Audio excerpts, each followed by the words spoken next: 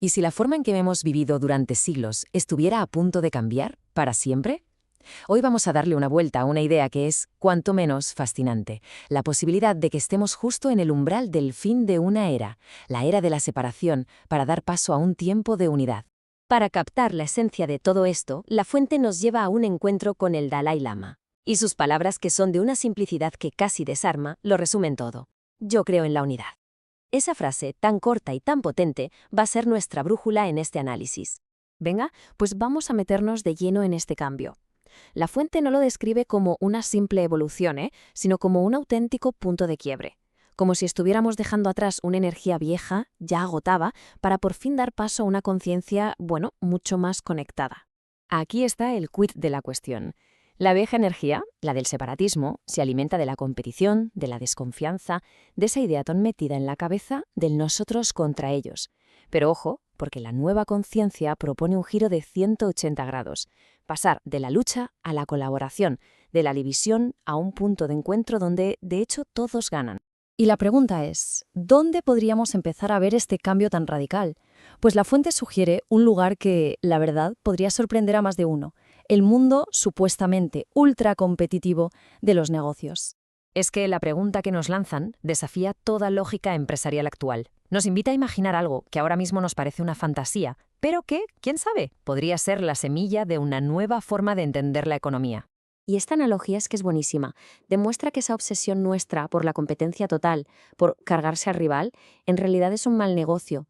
La unidad no es solo un ideal bonito. En este escenario es una estrategia muchísimo más inteligente y, de hecho, más rentable. Vale, si este principio de unidad puede transformar los negocios, ¿qué no podría hacer en un campo que está todavía más polarizado? Veamos cómo se aplicaría esta visión al complejísimo mundo de la política. El contraste aquí es brutal. La fuente nos recuerda que el sistema político estadounidense se diseñó en origen para que la fuerza saliera del acuerdo entre rivales. Lo que vemos hoy, sin embargo, es justo la antítesis de esa idea. Una guerra de trincheras, un separatismo total que, lejos de fortalecer nada, lo que hace es erosionar los cimientos de la propia democracia. Pero y aquí viene lo interesante. Es precisamente en esta parálisis, en este punto de ruptura, donde la fuente ve una oportunidad única. La crisis, de repente, se convierte en la cuna de algo totalmente nuevo. Y así es como se vería, como sonaría ese nuevo enfoque. La fuente imagina un líder que no se define por su partido, sino por su propósito: unir. Un político cuyo eslogan no es lucharé por unos pocos, sino negociaré por el bien de todos.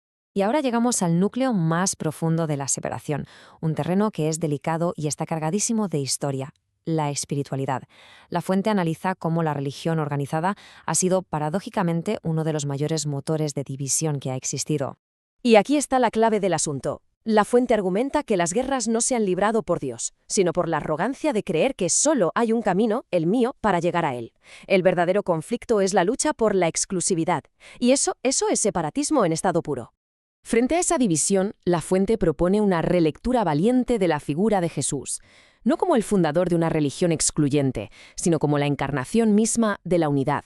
Un maestro cuya compasión no entendía de fronteras, que abrazaba a todo el mundo sin juzgar, demostrando que el amor de verdad no separa, sino que une.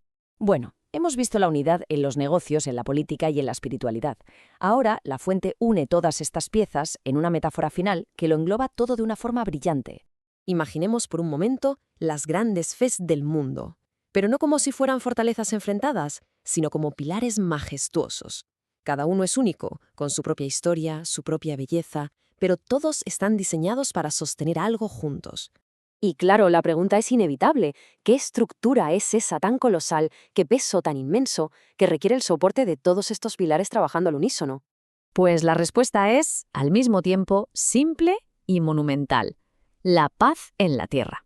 Según la fuente, esa es la gran obra que sostienen.